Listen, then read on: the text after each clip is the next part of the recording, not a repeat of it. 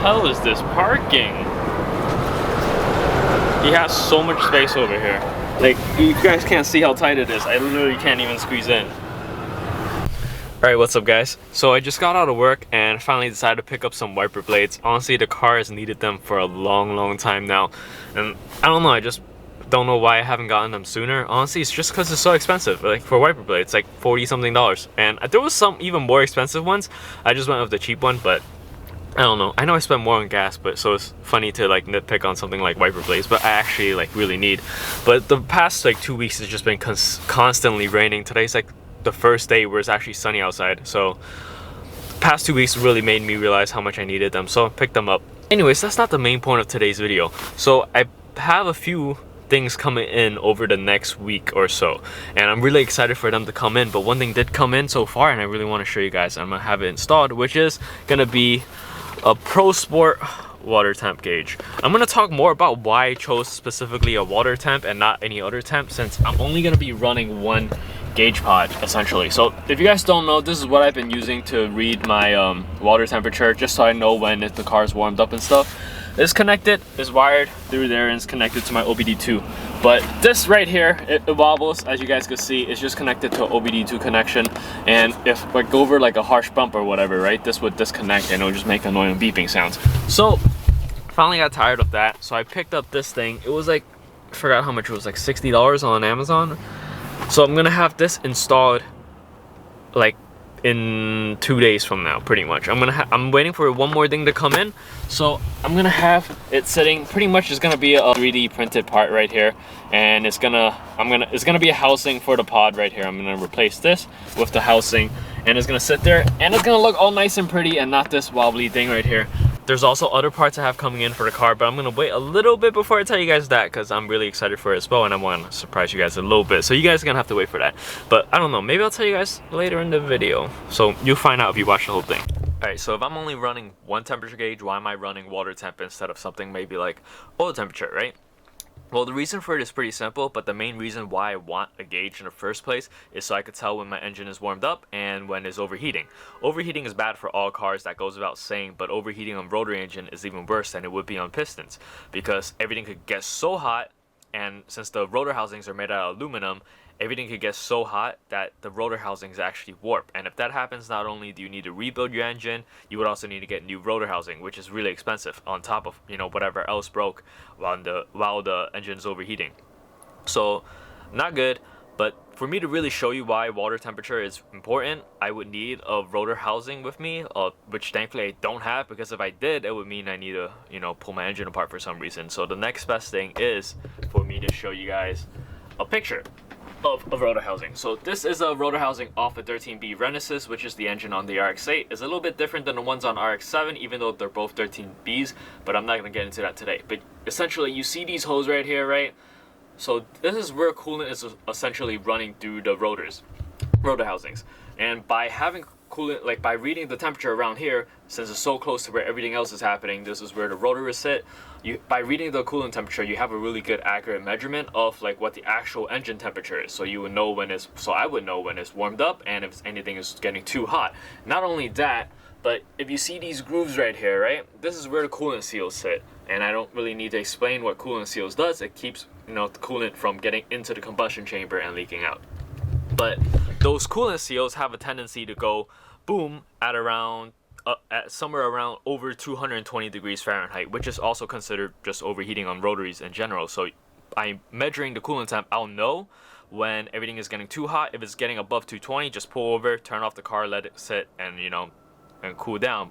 Otherwise, you risk blowing a coolant seal and engine rebuild time, So that's why I'm running a water temp instead of like something like oil temperature, which is just better for me since I'm using the car as a daily. I'm not really tracking it. I mean, obviously, if you could and you have the money to and the equipment to run 3 pods and run like oil pressure, oil temp, and water temp, that would be the best case scenario. I wanted to do that honestly at first, but the little pod holders, like I really wanted to run like a center 3 pods on the center. Words are leaving my brain, but the center dash, right? I wanted to run like 3 pods on the center dash, but the Dentic feed mount holder thingy that most people run on the cars, on Rx8s are too expensive. It's like $500 plus shipping, and even more expensive are the Mazda Speed ones, which is like over $1,000 plus shipping from Japan. So I just didn't want to run with that. It's too expensive. So one pod, cheap, you know, that's the way I'm going with. I also didn't want to just run like a cheap eBay one as well and just try to cut the plastic and make it fit, because then it just looked funny. I don't want to do that. But yeah, that's why I'm running a water temp gauge instead of oil temperature, which because it's better for daily.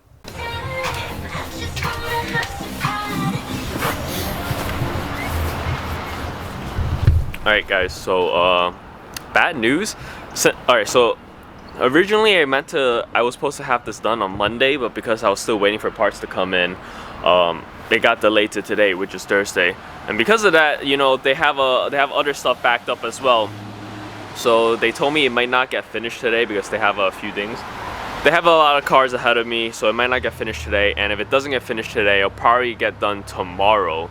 But the only thing is I work tomorrow. Like I'm gonna be working a really long shift tomorrow, so there's a chance I might not be able to pick up the car tomorrow as well, even if it's done by tomorrow. So there's a good chance I end up just picking up the car on Saturday, which is 2 days from now, which kind of sucks. But you know, it is what it is. I can't completely do much about it, so there's no point in complaining. But anyways, that's what's going on right now. I believe they're about to move my car into the shop, or they already did actually. You guys can see the Rx8 in the background there just moving. But yeah, it's being moved into the shop right now. So I guess I'll just walk home and go from there. Dropped off my keys. It feels a little bit weird handing over the keys for a few days, but yeah, I never really, actually no, I've done it before when the car was getting paint. But yeah, that's what's happening with the car right now. So I'll keep you guys updated. They said there is a chance I'll get it today. That really depends on how fast they get done with the cars ahead of me. So, you know, fingers crossed that it does get done today. But if not, Saturday is fine as well, I guess. I mean, hopefully by tomorrow morning, but we'll see. Alright guys, so it's actually been 5 days since I dropped off the car. I'm back in the car now, but I got some bad news. Alright, so remember how I said the pod was supposed to go here? Well, clearly it's not there, right? So apparently I bought the wrong part, and look at this. Why? Who would design something like this? It looks so funny. It looks so stupid, it being in the center of the dash. So the guys installing it told me they tried to get this to fit over there, but it just wasn't gonna work. And then they looked around the dash, and this was the only spot that it fit. So they plopped that thing on there, and now it just looked like now it looks like I have a dang like sticking out of my dash. I don't know how I feel about it. I haven't turned on the car yet because I want to, you know, share my first experience on camera with you guys. So let me grab the keys here, and we'll start up the car for the first time with the gauge on. We'll see how it looks. But who designed it over there, man? That looks so funny. Maybe I just need some time to get used to it. But let's start the car and see how it looks. All right, ignition on. Is it lighting up? It is lighting up. Like I could barely even see it in the sunlight. Alright, let's start it. Car starts fine though. What is that reading? 16 or 161? That looks awfully wrong. Oh, right. I was like, I thought this was a cold start. I was like, wait, hold up. Why is the car already 160? But it looks like they already warmed it up for me. But let me just get out of their parking lot right now, so I get in a different spot to film. But yeah, let me do that real quick. All right, so I just pulled over at a spot where I could talk real quick. But look at this, guys. I literally can't see anything when the sun is directly on it. That looks so weird. And I'm noticing a little bit of a discrepancy. So it says 174, 75 here, but it's saying 181 here. So there's a bit of a temperature discrepancy. I'm not sure which one is more accurate. I'm gonna assume the actual sensor one is more accurate, because you know, they actually had the sensor brought in like after the thermostat, so I'm assuming that's gotta be why it's a little bit more accurate, because that's placed in after the thermostat, and then this is before the thermostat, so there's probably a slight difference in between, like, you know, when the water's coming through the thermostat and it's getting cooled off a little bit. So that's 176 like after the thermostat, and 181 is before. That's what I'm thinking right now, but I don't know 100% for sure, but they did wire everything up properly, so you know, it is what it is. But I just, man, it's such a stupid spot. But I actually even messaged the seller before I bought like this pod thingy. I was like, hey, just making sure this was on the, you know, the driver's side air vent, right? And they're like, hey, yeah. But I don't know if I'm gonna go through with a return at this point. They already installed it. I don't want to undo their work, because they said it was really hard getting up to the center area right here. I'm gonna have to live with it for a little bit. I'm gonna see what it's like to live with. Maybe I'll get used to it, maybe not. But I would be completely fine with it if it was aiming towards me. But it's literally sticking up to, like, you know, like sticking up to my dash cam here. Like, I can't even read it in the sunlight. So that's kind of whack. I'm blocking traffic here. All right, but let me get going, guys, because I'm just like holding up traffic. But I'm gonna drive to work. I'm heading to work right now. I'm gonna drive to work, and after work, I'm gonna really get to test this thing out a little bit more, and I'll get back to you guys on how I feel about it. But that's how it looks so far, and I'm not the biggest fan. All right, guys, so I just got off work. A little bit of a concern though, because when I was parking, I don't know if it have anything to do with the me having a temperature gauge installed or like something messed up. But when I was parking, as I was moving the car in, if I'm in gear and I have my clutch in, the RPM would just go up and down between 1,000 and 2,000 RPM. So it's just revving on its own whenever I have the car in gear and clutch is in. If I have the car in neutral, clutch off, clutch in, everything is fine. I'm worried that it can either be, well, the best option would be that something is wrong with my clutch safety switch. But the worst case scenario is something's wrong with the clutch. So I'm gonna start up the car right now. I'm gonna test the sensor, and at the same time, if the car is still revving up and down on its own, then I don't know, something's wrong, and I have to bring it back for them to get it for them to check it out. But let me just start the car right now, and fingers crossed that, you know, everything is gonna be okay. But I mean, during the nighttime, you can see the sensor a bit better as well. So it's reading, what was that reading, 80? It's actually pretty, 80 is pretty high, or it could just be like the default. Took a bit to crank there. Yeah, 80 might just be the regular, like the default temperature before the thermostat opens. So it's just reading 80 until the thermostat opens. Because this should be reading from before the thermostat, and it's sitting at 42 right now. But right now, the car is not, hold up. I could have just jinxed myself. Is it? I mean, it's not revving up and down right now, so everything is good. The thing I'm worried about is the moment, wait, clutch in. Right, clutch in is still good. But the issue that I had before was if I have the car in gear and I have to clutch in, like I clutch in, put it in gear, it will start jumping up and down between, like, it will start revving on its own. I don't want to do that yet because the car is still cold. I don't want to start revving on its own. That would not be good, obviously, but I'm gonna let the car warm up a little bit, and we're gonna see if it's still doing that. So hopefully not. All right, so the RPM is normalized now at like a little bit over 1,000, but the thermostat still hasn't opened. I don't know if it's focusing. Let me see. It's at still 80, so still not registering the temperature yet, so the thermostat still hasn't opened. But if I look at the one connected to my OBD2, it's saying 107. So if I remember correctly though, I don't think the thermostat opens until like 150, so it should open at 150. But I'm gonna test out right now if something's faulty with my clutch safety switch. So right now, nothing's happening, right? RPM is good. I'm gonna clutch in, put it in gear. Yeah, it's still having that same issue. So it's revving up to 2. Alright, clutch, I put it out of gear. Alright, someone's gonna ask, okay, no, I thought someone was trying to find parking. But yeah, that's what's happening. So I can put it in second gear, clutch in. It's happening. Third gear. Yeah, so I don't know what's going on. I'm assuming, by the way, that is the clutch safety switch. Hopefully that is the case, because I think if it's something to do with the clutch, then, you know, obviously it's a more expensive repair. And I wasn't like really looking forward to having another issue after just putting in the new temperature sensor in. I'm gonna have it checked out though, with a multimeter, so they could check the voltage going to this clutch safety switch to see if it is faulty.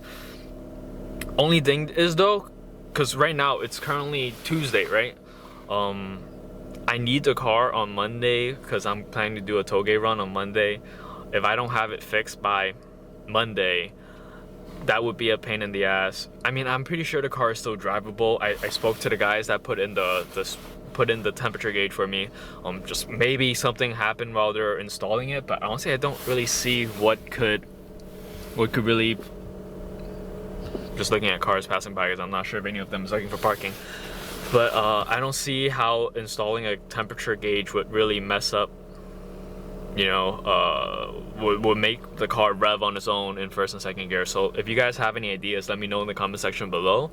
But yeah, right now I'm leaning towards a clutch safety switch or a neutral safety switch. I don't know the official name for it. I think neutral safety switch is what you call it in automatics, and in manuals it's called a clutch safety switch, but I don't know.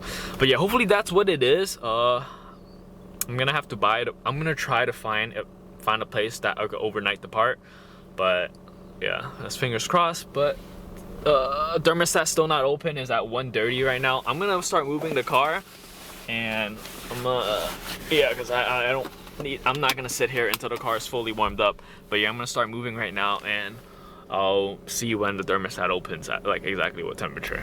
I've been driving for a little bit now, right? And okay, the temperature just right now decided to shoot up, but it was staying at 80 for the longest time. I don't know though. Kind of dangerous driving and recording, but oh shit, I just popped my. But just now, the engine temp is starting to rise like pretty rapidly. It went up from 180 all the way up to like 150 something now. So I don't know if that means just now the thermostat is opening, which would be pretty.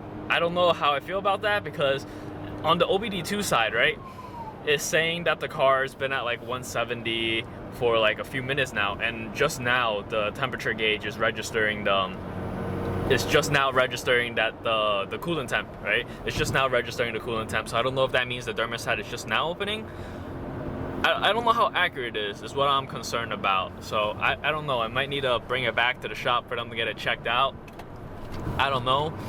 And for a second there, I was really worried, because I drove over this area, right? It was kind of smoky, so I didn't think much of it, but then all I smelled was smoke, like straight up fire. I was like, oh shit, I hope the car's not on fire, because that would be real tragic if I'm having that issue of the safety neutral switch and the car decided to go on fire. That would not be a really good night. So I don't think that was the case, because after I drove past that area, I'm not smelling anything right now. At least I don't think so. I did turn the fan off though, so let me turn on the fans again. So I have the fans running.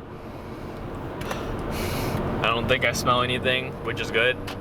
Yeah, the temperature sensor right now does seem to be working. It's staying at a consistent 168, 169 now.